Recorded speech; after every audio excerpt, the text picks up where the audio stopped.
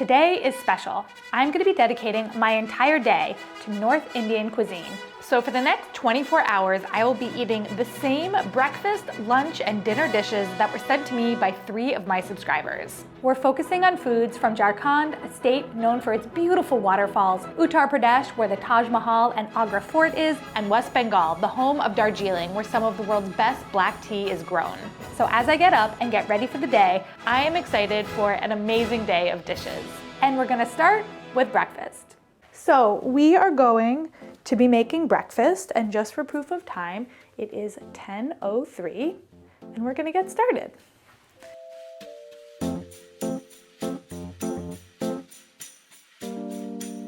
Hi Beryl, my name is Sukanya. The dish I'm going to be having for breakfast today is Dhuska, a dish from the eastern state of Jharkhand. Dhuska is essentially a snack made by deep frying a batter prepared with lentils and rice. It is generally round in shape and puffs up a little when fried. I like this dish because it has the makings of a classic snack. It is crispy, it is deep fried, and it goes well with a variety of accompaniments.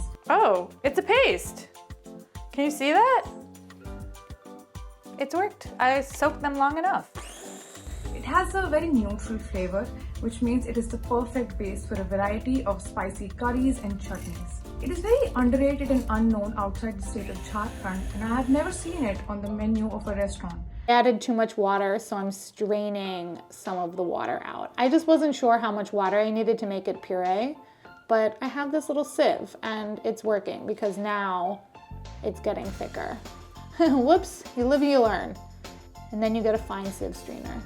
It is primarily a street food, and I think that is what I like about it. It is affordable, accessible, and connects a diverse group of people. This meal is homemade. My mother has prepared it for me today. I re-watched the video on how to make this because I watched it a couple days ago.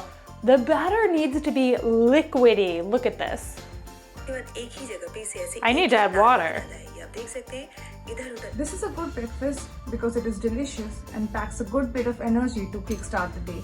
Amchur powder is one of my favorite Indian spices. It is a dried green mango powder, and it adds just a little bit of sourness to your dishes.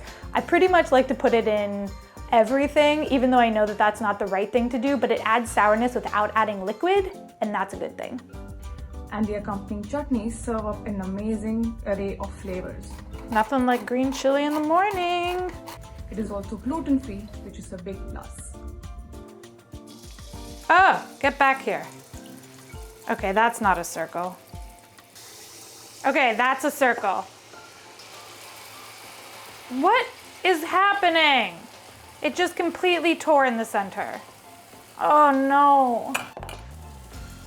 I feel like my breakfast is not going well. This is hard. I don't know what is going on. Like, it literally tore in the center. Look at that. What did I do? Please work. Oh God. Nope. I don't, that just folded in on itself. I'm stressing. I'm stressed out. I feel like I usually have success on this show, and this is not something that should be besting me. It's too early in the morning for this. Come on.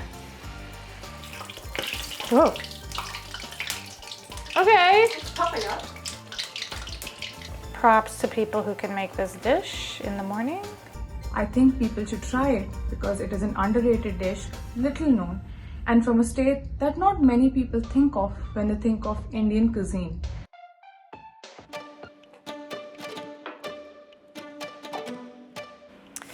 Okay, this was a difficult thing to do first thing in the morning, but let's go.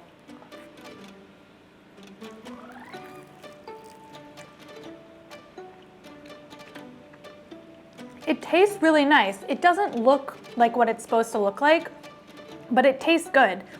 I mean, it's probably gonna taste fine. There's a softness inside, it's crunchy on the outside. It's really nice with the green chutney. Figuring out, number one, the consistency of the batter was difficult. First, I thought it needed to be thicker, and then when I looked back at the video, it actually needed to be thinner. And then frying it, they just kept coming up on the sides or just completely making holes and disintegrating. I thought maybe it needed to be even thinner, so I added more water, and when I put it in the oil, it just scattered, and that was a terrible, terrible move on my part. Too thin. Oh God. Okay, cut. First thing in the morning, this was a little bit stressful. I find that usually I have success on this channel of making these dishes for my first time. This one got me. It got me good. I have no idea. Oh, it's folding in. Don't do it. Okay, I don't know what happened. Shoot. It looks like a bat. Do you see Yeah. that's like its body and it's All right, we're taking you out. So if somebody in the comments knows where I went wrong, please leave it because I need to know. It's going to haunt me. I have mad respect to everyone who can make Dhuska first thing in the morning because I sure as heck can't. But at the end of the day, I think taste trumps presentation. You can taste the cumin seeds, you can taste the amchur a little bit, there's that little bit of sourness, and then the fried flavor of this dough with the lentils and the rice, it has that very special balance of flavor that is a very Indian taste. I like it, but I hated making it. It's 1 o'clock and we are going to start cooking lunch, which is called Nimona.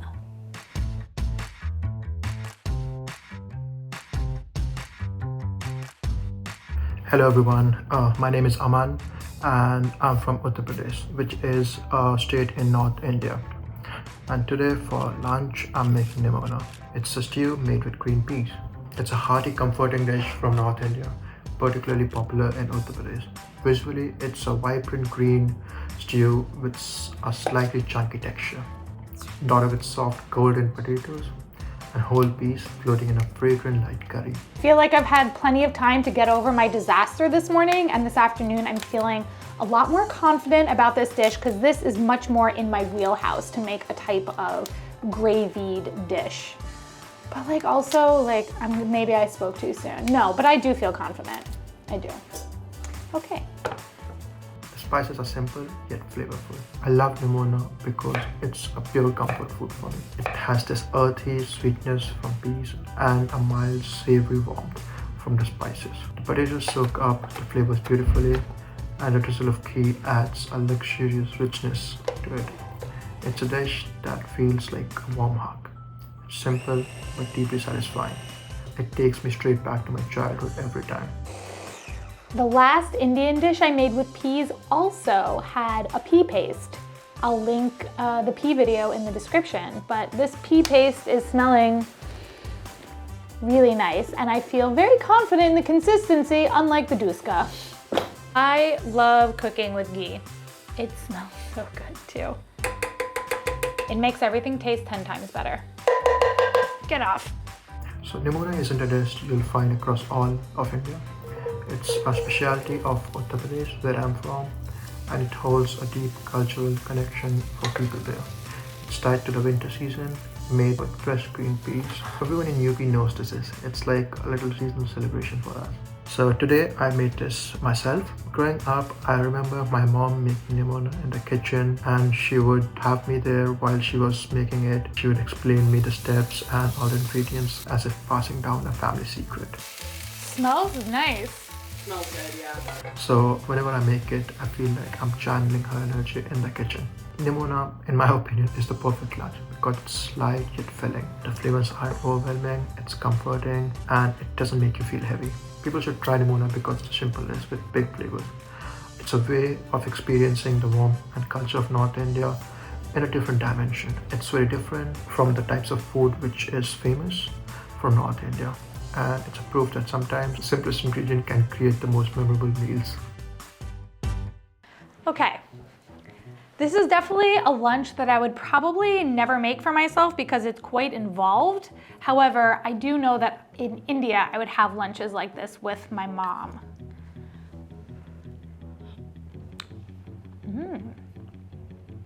The peas just burst in your mouth.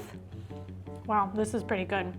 The potatoes cooked so nicely. There's that garlic, spicy chili flavor. The ginger is really coming out in this. The gravy in this is nice. It's not too thin, so it's not that soupy, which some gravies can be. This one's a little bit in the middle and definitely more like a stew. take a little bit of rice with this. Warm rice and a stew like this is perfect because it's actually snowing outside. Snow. It's funny because Aman said that everybody in UP knows this dish. Rajat, when I told him about it, was like, I've never heard of this dish before, but he will be hearing about it later because I made leftovers, so he'll be trying it. I was very confident in making this dish and I definitely executed it well. I have more confidence right now with this dish. I feel like at this point I'm very good at making Indian dishes like this, the ones that have to cook for a while. Making the pea paste is something I've done before. Cooking potatoes and cauliflower, we've all kind of done that before. You just needed to balance the spices correctly, and because there weren't too many, it was definitely easy. I want the part with the ghee that was on top of it. It's like right here, I can smell it. The nose knows. Ghee, what an invention. If you've never had ghee, it's a clarified butter and it's like the best parts of butter and it gives so much flavor to a dish. It is so rich and like butter on steroids. It's great to cook with, it's great to season with. I mean, ghee. Caffeine-free Diet Coke, yum. It's a good lunch and thorough. If you know where that's from, leave it in the comments. 5 points. Speaking of something cozy on this snowy winter's day, I would like to thank Bombas for sponsoring today's episode. They make the coziest and honestly my favorite socks in the whole world. You might not honestly be thinking of socks in your day-to-day, however, you should be, because a good sock is something that sticks in your mind. All of their socks are made without toe seams or itchy tags, so they just feel like a part of your skin. I love wearing mine to the gym, which is perfect if you have a New Year's resolution getting you there, and these slippers are perfect for these cozy, cold winter months. Socks, underwear, and t-shirts are the most requested items at homeless shelters, and Bombas donates 1 pair of socks for every pair that's purchased. So far, they've donated over 150 million essential clothing items across all 50 states. If you're looking for a style that fits you and your specific needs, they have them all, from ankle socks to wool socks to half-calf socks. There's definitely something there for everybody. If you're a new customer, you can get 20% off by going to bombas.com/Beryl and use my code Beryl20 for the discount. It's dinner time and we have 2 problems. Number 1, I stained my sweatshirt. So I've transitioned into my alma mater, go Buffs. And second, my phone died. So we're using Leia's phone. It's 7 p.m.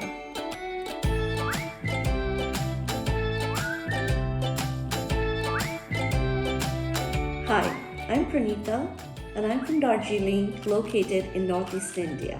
So today I'm having a very popular North Indian dinner, chicken tandoori with roti and a little bit of raita. Tandoori is any dish, meat or vegetable, marinated in yogurt with a blend of spices. Chicken tandoori originated in the Punjab region of India, and the word tandoori literally means a large clay oven. The dish is best kept marinated overnight in the refrigerator or even for 30 minutes to an hour. I make them in an air fryer, but you can use an oven or a stovetop pan if you're making it indoors. Chicken tandoori is tender, juicy, and has a vibrant red color, while the rotis are soft and pillowy and so satisfying. A lot of you have recommended that I wear gloves. I did not heed any of your recommendations, but this is the perfect time for me to have used some gloves. I'm gonna try with my spatula, but I might have to get my hands dirty. Oh, this is working. I don't need to get my hands in there. I'm gonna use just a little bit of red food dye to get that beautiful red color, and this is something that is often used, so it's not weird. Just gonna use a little bit though. I actually like to wrap the tandoori in the roti like a roll or eat it in small bites. Raita is a yogurt dip and it's kind of thin, so if you use Greek yogurt like I am, you're gonna have to water it down. You don't need to use too much water, and I like adding grated cucumber, but there's tons of other things that you can add to it. It cools everything down when you're eating it, especially if you're eating something spicy. Raita is the best. The raita is very simple and made up of yogurt with cucumber and onions and some cilantro. I'm gonna be honest, I'm not great at making Indian breads. It's my New Year's resolution to get better at it, But to make roti, you do have to use atta flour, which is a type of whole wheat flour that you can find at any Indian grocery store. The point of rotis is that they need to puff. And we'll see if I can get even one to puff, I'm gonna feel good about it. But if none of them puff, just know that I tried my best. It's a great weeknight option and does not require a lot of prep and cooking time. I try to replicate the smokiness of the tandoor by broiling my chicken in the oven for a few minutes before it's done. But in our home, my husband usually grills them outside, and we can't wait for summertime to sit in the warm afternoons grilling chicken tandoori and drinking beer with our friends. You should try this combination because the chicken tandoori is flavorful and satisfying and versatile enough to be swapped with paneer or any other protein or vegetable. Ugh, why won't you puff? The rotis are there as more of a side dish to wrap the tandoori, and the raita offers a cooling effect to the spicy and fiery chicken tandoori.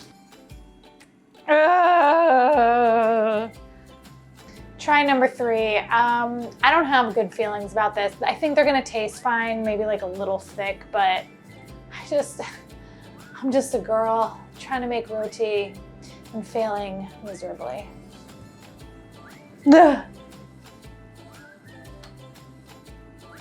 Ugh. It wants to, but not badly enough. Not the shape of a roti, not even close. I really need to get on my New Year's resolution. You're gonna see, by the end of this year, next time I have bread on this channel, I will have done it, just like I've improved my baking. I'm gonna get there. I'm just not there yet, at all, not at all.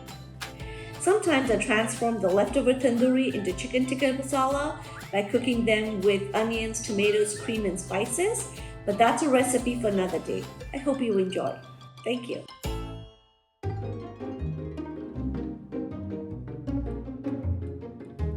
Even though my rotis aren't perfect, I'm still gonna kind of make a pseudo kati roll with these. Putting some of my tandoori chicken in, some raita, fold it up.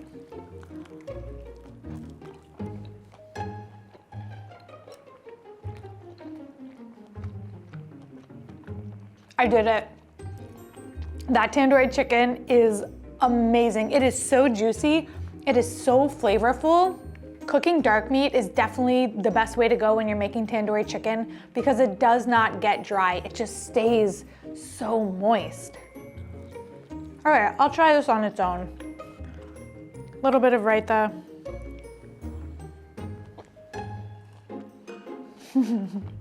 I always think of tandoori foods as a restaurant food, but cooking it in the air fryer was so simple.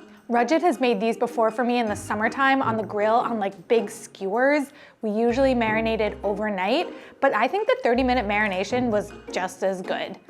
It's spicy, but definitely not too spicy. The lemon gives it just a little bit of sourness and all the other spices round it out so well. The thing, the only thing I'm gonna talk about is my roti. It tastes a little tough. Like it's not great. But the chicken is great. This dinner is so satisfying. It would be amazing for a group because there's not too much hands-on stuff to do. I feel like it's just like very impressive. The other thing that's nice about the air fryer is tandoori chicken, you want these little bit of kind of burnt bits, not burnt, but like extra crispy bits, and I definitely got them. I think today has been so cool eating just these North Indian foods. I've learned a lot, I've messed up a lot. However, I think everything has been delicious and it's really made me think differently about a day of eating. I wanna do this again. Let me know in the comments what country I should do, and of course I'm leaving all of the recipes in the description. I will see you all in my next episode.